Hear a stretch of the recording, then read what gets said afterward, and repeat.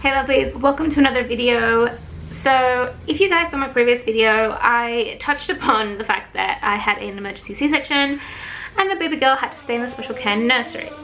So in this video I wanted to just kind of go more in depth as to why baby girl ended up in the special care nursery and why she actually had to stay for a few days after I went home. So let's get into it. So when she was born, right before she was born via emergency C-section, baby girl had already aspirated meconium. She had, my waters were basically full of meconium, they were tar black, and so she had already breathed it in, which can be extremely dangerous. So baby girl's basic diagnoses were 4 specific ones. So she had respiratory distress syndrome or meconium aspiration syndrome. It was kind of like borderline, but it came down to the same thing, that her lungs basically almost collapsed. She was born not breathing, and we'll get into that in a second. She also had sepsis, so sepsis, neonatal sepsis, as well as hypoglycemia and her right-sided aortic arch, which at that stage we had no idea what other things could be connected to it. It was a big question mark. So as soon as she was born, she had to be given oxygen. She had to be supported with her breathing for 4 minutes and 20 seconds.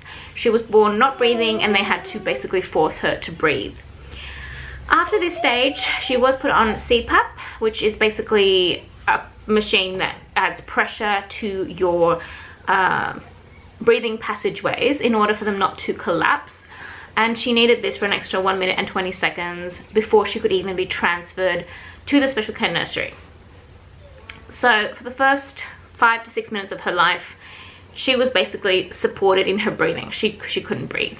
She actually had to be resuscitated initially, which I could tell that was happening in the moment, but everyone was trying to kind of not show too much and not let us know that our baby basically wasn't breathing.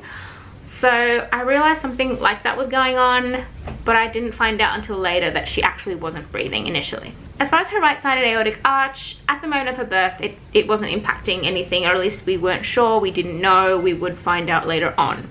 But everyone was super careful because of that as well. They just kind of kept it in the back of their minds. And later on in the special care nursery, she also developed hypoglycemia, but we will get to that in just a second. During the whole process of trying to resuscitate her and get her to breathe, they also had to suck out the meconium, and they actually had to do the suction 3 times because there was a lot of stuff in there, in her nose and her mouth, and it even went into her lungs. So at that point she was transferred to the special care nursery.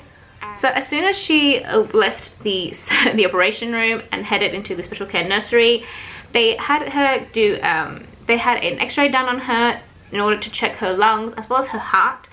They were happy with the heart at that moment, but her lungs were full of meconium. They had dark stains, as they said.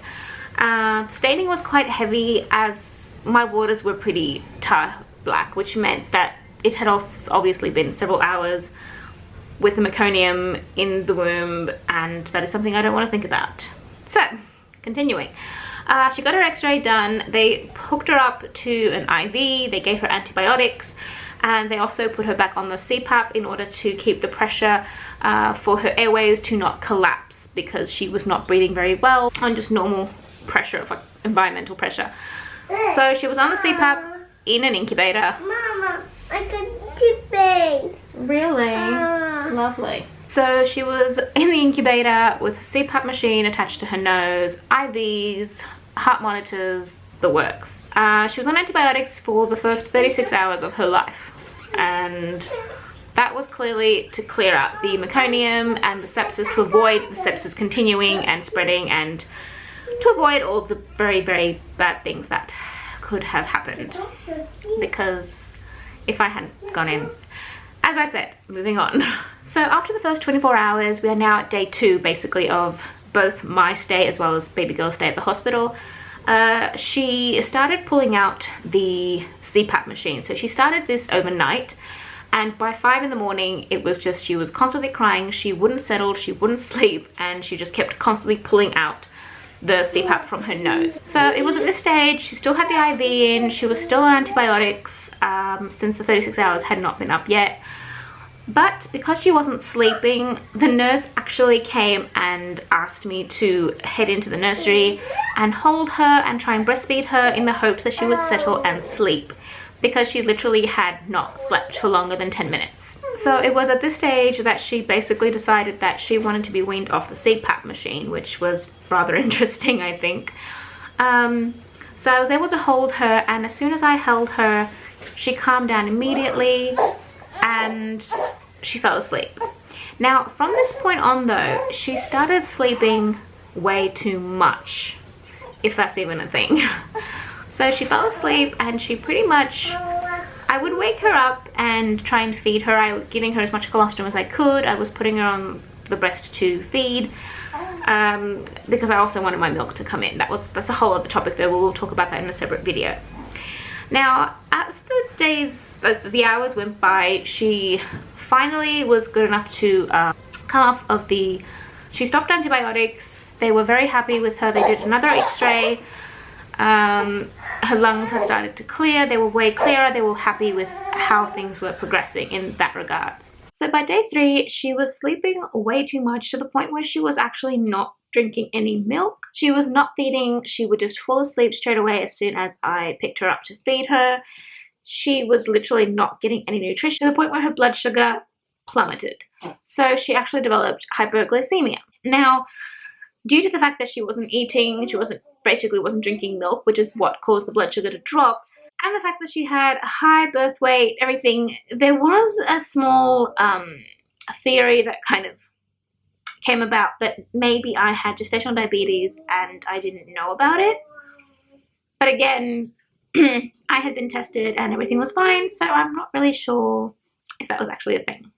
So at this stage, with her blood sugar plummeting, she also pulled out her IV, so she wasn't getting any fluids and no help from the IV in regards to her blood sugar levels, which meant that we had to do something. Something had to be done. They did say that I could either choose to have the IV inserted again on a different arm, perhaps, but she had been poked and prodded so many times that I didn't want that to happen. And then the other option had been a gastric tube, which the doctor actually said would probably be the best solution in order to actually get this sorted out sooner rather than later, for lack of a better word, sorted out. So she actually had a nasal gastric tube inserted through her nose. So sad, yeah. But it was one of those things that had to happen in order for her to get what she needed. So at this stage, she started being fed every 2 hours. Now, initially, I did not have enough milk to feed her, so even though I was pumping, I would have to supplement. So they would supplement with formula and feed her every 2 hours. And this is pretty much day 4 now. Day 4, she started feeding. My milk started coming in. I started breastfeeding her. She started breastfeeding like a champ. Like on day 4, she was breastfeeding like a champ. And actually the nurse told me that she obviously preferred to breastfeed rather than bottle feed. She did drink her milk happily from the bottle, but she had a preference to breast, which I was very happy to hear because it was one of my main fears. Now, in regards to her blood sugar levels, they started going up again as she started drinking her milk. So the more she was fed, the more everything kind of stabilized. They also did an ECG, I think it's called, for her heart to check that everything was okay so far. Another x-ray to clear her lungs to make sure they were clear. Everything was going very, very well at this stage, to the point where there was a general idea that we would be leaving within 24 to 48 hours at this stage. So day 5 was our best day yet because she was just breastfeeding non-stop. She was very happy to breastfeed and she was not falling asleep on us.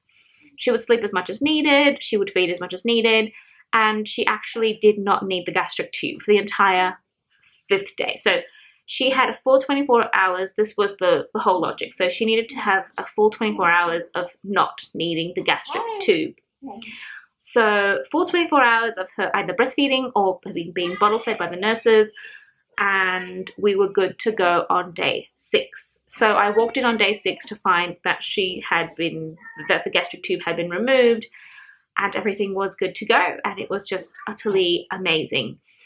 Now, unfortunately though, we also had another issue. I believe it was on day 3 that they tried first and failed because of the other various issues. So they did a hearing test, which she failed.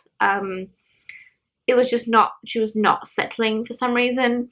And then they tried doing it again right before we left, and she failed once more, which led to multiple hearing appointments at a hospital, etc. And actually the same hospital that we went to for her heart. So a lot of visits to hospitals during a pandemic. Now, keep in mind, this whole thing was during the pandemic as well, which meant that we did have access to the special care nursery, but I did go home on day 3, and for day 4, day 5, we were constantly going back and forth. So, and even day 3, I went home, I had a shower, and then I went straight back to the special care nursery for a few more hours. But I was back home in order to put Angel to bed, because that was the one thing that I thought was very, very important, because Angel was just not. She wasn't having a very easy time, and I will actually address that in another video. She was having a very, very difficult time. So we were going back and forth, and a lot of antiseptic, a lot of washing of hands because of the whole pandemic issue. But both parents were allowed to go into the special care nursery. That was one thing that I was very, very grateful for. So finally on day 6, she had her final checkup and everything was fine, everything was clear. They were happy with her breathing. They were happy that there was no issues from the meconium, nothing left over. The ears would have to be tackled. We had a heart appointment booked in. A lot of things that needed to be caught up on. But yeah, it wasn't the easiest thing having to go back and forth between home and hospital, and just kind of trying to spend as much time as possible at the hospital with baby girl, and at the same time trying to be home with Angel. It was just very, very hard. And I feel that the hardest part was actually leaving the hospital without her. The first day especially, it was just so... I kept thinking to myself that I was going to Angel, so that kind of didn't make it easier, it just kind of gave it a different meaning. Angelica, come on. I have Angel playing over here, so she's being very, very noisy. But basically, it just made it easier in my mind. Going back and forth to the hospital, spending hours at the hospital. I was actually pumping at the hospital as well, and it was kind of insane, to be honest.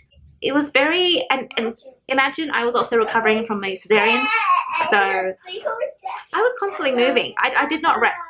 I did not rest for an entire week after my cesarean, which was probably the time when I should have rested.